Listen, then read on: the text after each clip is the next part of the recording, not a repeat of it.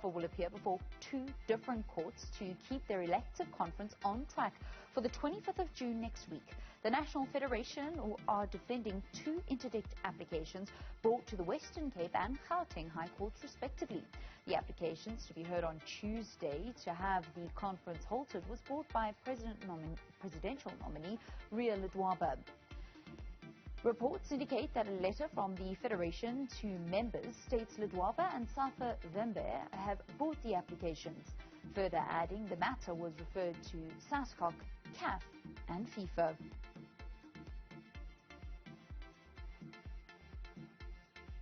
While the SAFA Governance Committee have said that even though Vice President Ledwaba has been nominated to run for the presidency of the organization, she won't be eligible to be a part of the NEC. Committee member Shakespeare Hadebe said that Ledwaba was not eligible for the NEC race as she was not nominated for it by her host region, SAFA Capricorn, something which is compulsory for the organization. Mary Ledwaba was not nominated by the host region as per the Article 25.9 of the SAFA statutes, which actually indicated that for you to serve on the National Executive Committee, you must be nominated by the host region for the national list now. Okay? So that is the only reason. So you get nominated and then you accept nomination. And then you must have support, okay, for you to serve on the National Executive Committee. And that's the only reason why she did not qualify to serve on the National Executive Committee. It's just as clear as that.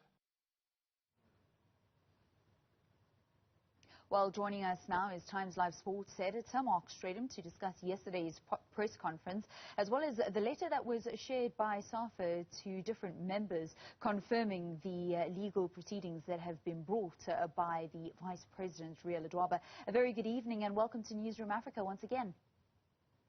Hi, Valen. Hi, Newzroom Afrika. Hi, watchers. Thanks for having me. All right, so let's actually start with this letter that dropped from SAFA to its members confirming that they're in fact going to be going to court just to keep their elective conference on track on the 25th of June. Yes, Valen, so that has been confirmed and it's something we were kind of expecting. We've had a little bit of reporting that Ledwaba's camp and her supporters might go to court.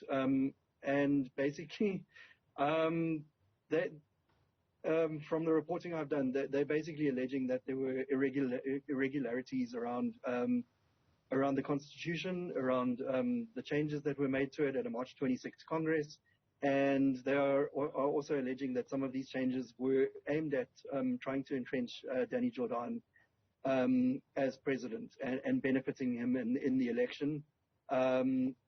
Some of the reporting I've done, and this is their allegation again, is that some of the changes include expanding the NEC, which and also a new tenure clause that you had to have served at a regional level or higher in SAFA for 10 years or more to run in the elections, and this is aimed at entrenching the current NEC. And 18 of those NEC members are regional heads. And the regional heads are the ones who vote. They vote for the NEC, so they vote for themselves, and some of them, and they vote for the president. And this is the allegation, is that a lot of these changes, and there's other allegations as well, that some of the changes were not there in the drafts that were presented, and then they suddenly appeared once the Constitution was changed and at the Congress. And these are the allegations that are made, and this is why they're going to court. They feel Ria Ledwaba's camp alleged that they won't be able to win this election unless they go to court and address these constitutional allegations. But this is their allegations, and Ria has a press conference tomorrow. It'll be very interesting to see what she says. We have seen this story before.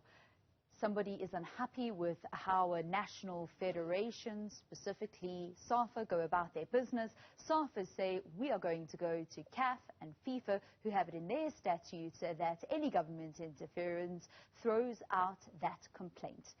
Ria has been involved in football for a very long time. She knows that that is the route that SAFA are going to take. What does she do, and is this the right way to go?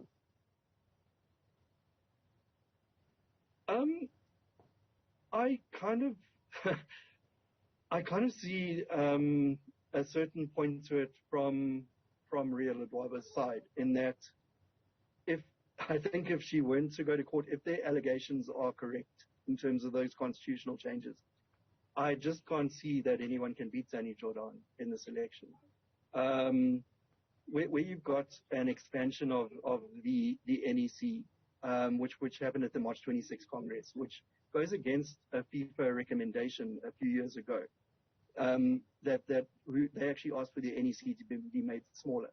And when you've got an inclusion in the Constitution that each of those NEC members gets a vote, included in the Constitution, and when you've got that 18 of those members, or those NEC members, are regional heads too, and then there are the allegations of bullying at regional level. There are the allegations of suspensions of certain people, just willy-nilly, and NEC members being sent to strong-arm certain things, decisions being made in local elections. If all of these allegations, and I'm not saying they are, these are the allegations being made by Ria Ledwaba's side, if they are true, then it's very hard to see anyone beating Danny Jordan, and I can understand the court.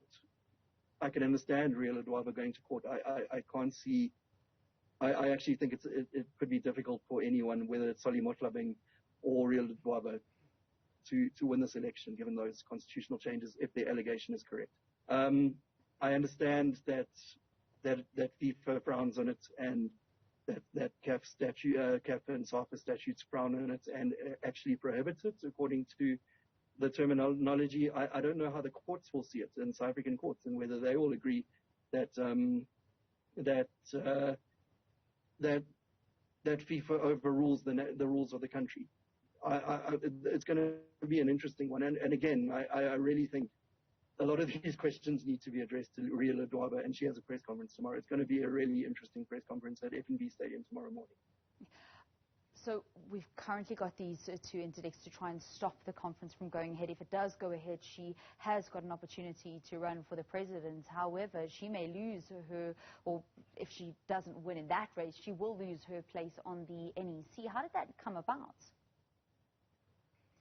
Yes, so the way the governance committee was set up ahead of these elections, to screen and to vet that all the candidates were eligible to run in terms of the statutes. And the governance committee's explanation of that was that Ria Ledwaba was nominated for the NEC by SAFA Tshwane, and her region is SAFA Capricorn. And the rules apparently state, I can't explain exactly why. The rules apparently state that if you're nominated for the NEC, you have to be nominated by your own region.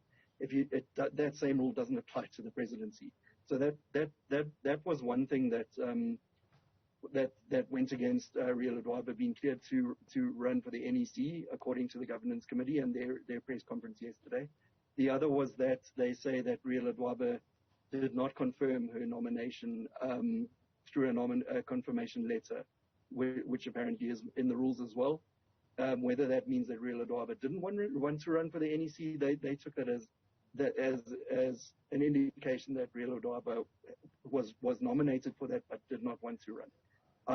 This again is going to be something very interesting to ask Ria Ledwaba herself at her press conference, because it possibly leaves a situation where, if Ria Ledwaba loses in the SAFA election, in the presidential election, then she can't run for NEC. She's basically out of SAFA leadership. But it's going to be very interesting, again, to ask her. Marc Strydom, Timeslive Sports Editor, thank you very much for your time here on Newzroom Afrika.